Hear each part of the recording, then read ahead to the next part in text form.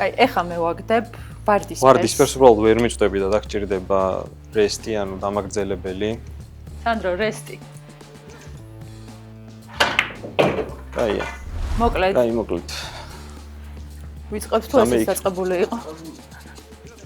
ეს დაწყებული. დაწყებული იყო. გამარჯობა, მე მარიამი ვარ. დღეს ვარ ბილიარდ კლუბ ბილი რუმში. და საკეთებს. ძალიან დიდი მადლობა სანდრო. და მე საერთოდ არაფერი არ ვიცი ბილიარდის შესახებ.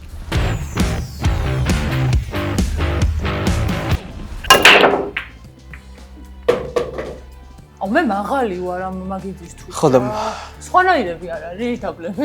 ეს მაგიდა სხვათა შორის ყველაზე მაღალი მაგიდებია მთელ საქართველოში. აი პირველი ადამიანი ვინც დამცინის კომენტარებამდე აი ეს. მეგობრებო, ჩემი ბილიარდის თამაშზე გადაობა კომენტარებში მოსულა ყველანაირად. კაი, ნოდო. ბილიარდის შესახებ ვიცი ეს. და აი ესე რო აკეთებენ. ძალიან მნიშვნელოვანი მომენტია. მოკლედ, ეხა მე ეს შავი მომწონს და ვარტყამ შავს. არა, ანუ ნახე, აქ თავარი დარტყმა შეგვიძლია მარტო თეთრ ბურთზე. არის. პროფესიონალი. შემდეგი ბურთი სამიანი მაგალითად აქ. აი ეგრე ცოტა ახლოს მიდი, ოღონდ ხელი გაიხსენი როგორ უნდა გააკეთო. მოწიე. მარცხენა ფეხი ცოტა მარცხნივ მიწიე და მოხარე. თეთრიც გადაყვა.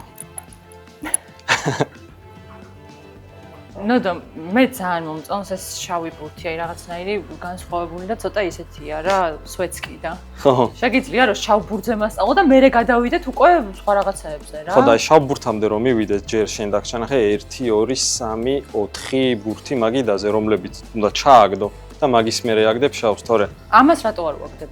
ეგ ჩემი ბურთებია ჭრელები რაც არის, ანუ ეს ზოლები რასაც აქვს, ეს ბურთები არის ჩემი ბურთები, შესაბამისად ეს ბურთები ჩემი ჩასაგდებია.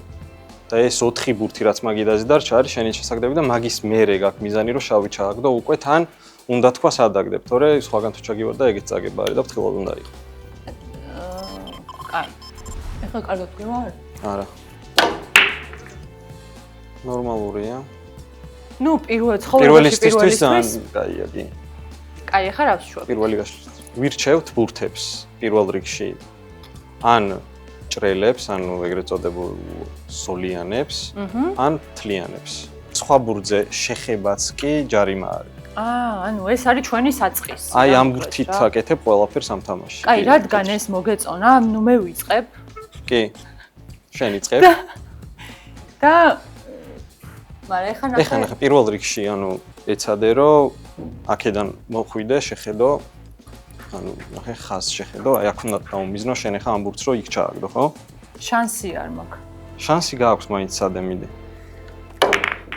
ანუ 10 და არა უშავს. ეხლა შენი ჯერია, ხო? კი, ეხლა ჩემი ჯერია, მეც შემიძლია ნებისმიერი ავირჩიო ეხლა მაგიდაზე რა ბურთები ძდევს და ანუ დავიწყებ. აუ მიგე. ბოლომდე დამთავრება გამიჭირდება ისეთი პარტია, შესაბამისად შანსები გექნება. ანუ ისე კარგად გავშალე რომ შენ რო აგდებ ისევ შენი კი, თან ანუ ახლა მე უკვე ავირჩიე მთელები და ანუ შენი ბურთის ჩაგდების უფლება, ასე ვთქვათ, არ მაქვს.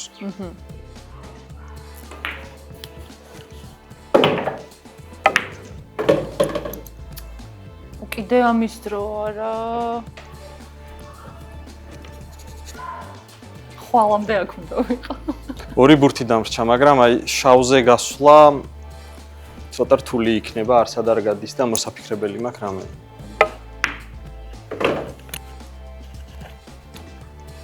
გიო, მოდი შენი თამაში და მე გადავიღებ რა. ნუ და ახლა ევროპაზე არ ვართ და ცოტა ისე ცუდად დაარტყი რა. კაი, შავი აი აქ, მაშინ და ვცადოთ რა გამოვა. როდის მედიხარ ევროპაზე? 1 აგვისტოს მივფრინავ და ვემზადე. დღეს რა რიცხვია? დღეს ახლა ცოტა ძალიან ცუდად დაარტყი რა 1 2 3. წავაგე. ისიც შეაგდეთ. თეთრის ჩამივარდა. მოიგე. წავაგე. ხედავთ? მოიგეს რომ არ დაგირტყავს თან. მინდა რომ მომიყვე. როდის გაგიჩნდა ინტერესი? სუპირველად რა თუ გახსოვს. კი, დაახლოებით 13 წლის ვიყავი დაახლოებით პირველად რომ მეგობართან ერთად შევედი საბილიარდოში და რო ვითამაშეთ ისე მომეწონა პირველივე ჯერზე რომ მეგობარი სახლში წავიდა მე მარტო დავრჩი და გავაგზავნე თამაში 1 საათი კიდევ ვითამაში და მოკლედ პირველივე თამაშის მერე ძალიან დამაინტერესა. და ეგრევე ვთხოვე მშობლებს რომ მასწავლებელი აიყვანათ და უფრო კარგად მესწავლა ასე ვთქვათ რა. მაგ პერიოდში იყო ეგეთი განვითარებული და ანუ ძალიან მასწავლებელი მარტივად გეპოვა მაგალითად. კი, სხვათა შორის მაგდონეზე იყო, მაგრამ ნუ დღეს ბევრად განვითარებულია ზოგადად პული საქართველოს ვიდრე მაგ დროისთვის იყო. ანუ სულ აქ სამი მიმდინარეობა ხო, როგორც ვიცი? საქართველოში გვაქვს ესე იგი სხვადასხვა სახეობები. პული არის მე რასაც ვთამაშობ. არის რუსული ბილიარდი, პირამიდა, ეგრეთ წოდებული. არის სნუკერი და ახალი შემოსულია, ასე ვთქვათ, ჰეიბოლი, ჩინური პული, რაც ძალიან პერსპექტიული და ძალიან მაგარი თამაში. შენ ხარ საქართველოს ნაკრების წევრი. კი, კი. რამდენი ადამიანია ნაკრებში? ეხლა ამ ევროპის ჩემპიონატზე მივდივართ 4 მოთამაშე, ანუ 4 კაცით იქნება საქართველოს ნაკრები წარმოდგენილი პოლონეთში ჰეიბოლის ევროპის ჩემპიონატზე. ჰეიბოლი ან ჩინური პული რო ვახსენე, მაგ სახეობაზე მივდივართ 2 აგვისტოს პოლონეთში. გოგოები თამაშობენ? ძალიან ცოტა გოგო თამაშობს სამწუხაროდ, არ უყავს ბევრი გოგო.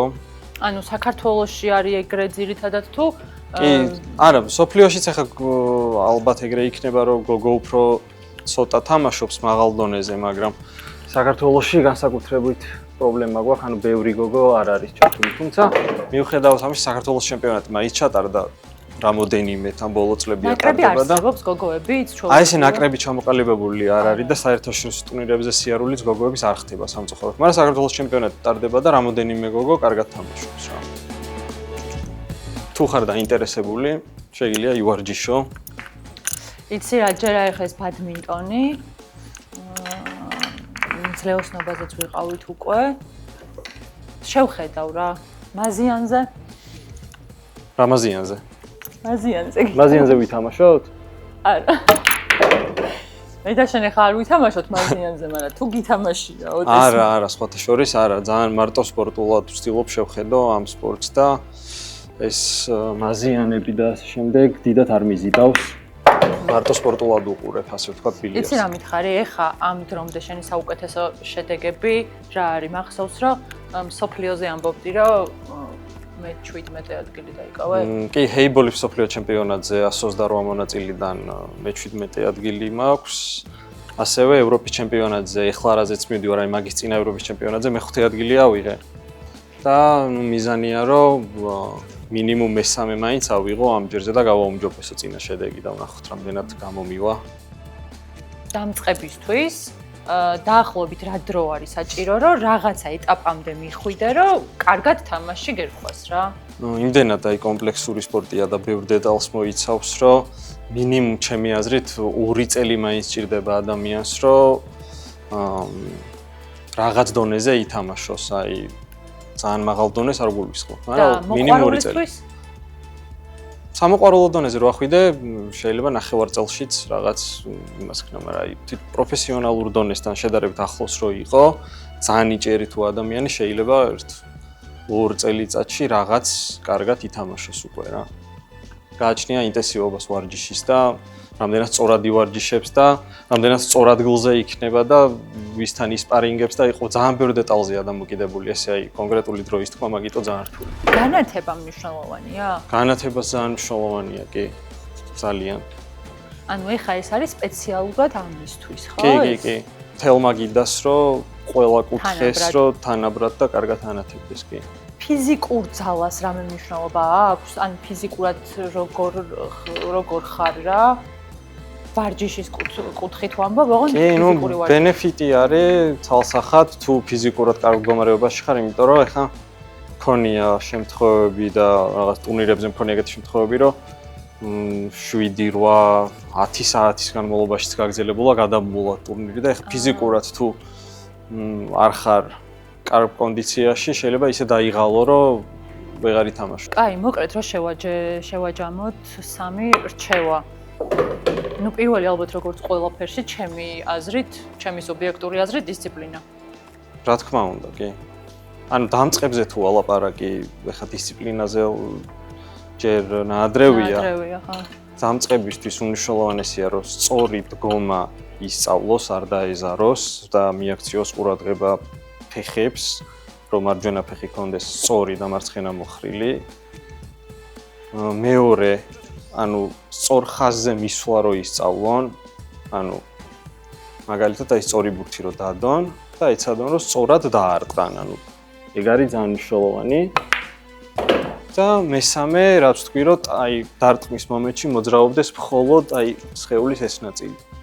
და არც თავი, არც ხელი, აი ესეც ზემოთქვემოთ არ უნდა მოძრაობდეს. ან მნიშვნელოვანია, რომ არაფერი არ მოძრაობდეს დარტყმის დროს. ნოდო, ძალიან დიდი მადლობა. მე ძალიან გავერთე და მგონია, რომ ჩვენ მაყურებელსაც ძალიან მოეწონება დღევანდელი ვიდეო. 2 აგვისტოდან გულშემატკივრობთ ძალიან დიდი მადლობა. ევროპაზე. და მე მგონი ლაივ სტრიმიც იქნება, როგორც ვიცი, ხო, ევროპიდან? კი, იქნება ლაივ სტრიმი ყველა ვარიანტში. სავარაუდოდ ფედერაციის გვერდზე იქნება გაშიარებული, ასე რომ შვენიერი. სურვილები შეძლება ყურებს. გვერდზე ვართ და ნუ ახლა მომავალში მეც ვიფიქრებ უკვე გოგოების ნაკადებს. აუცილებლად. დღეს გაგაცანით ბილიარდი, დღევანდელი ჩემი სპორტული მოგზაურობა დასრულდა, შევხვდებით სპორტსბუქზე. Bye.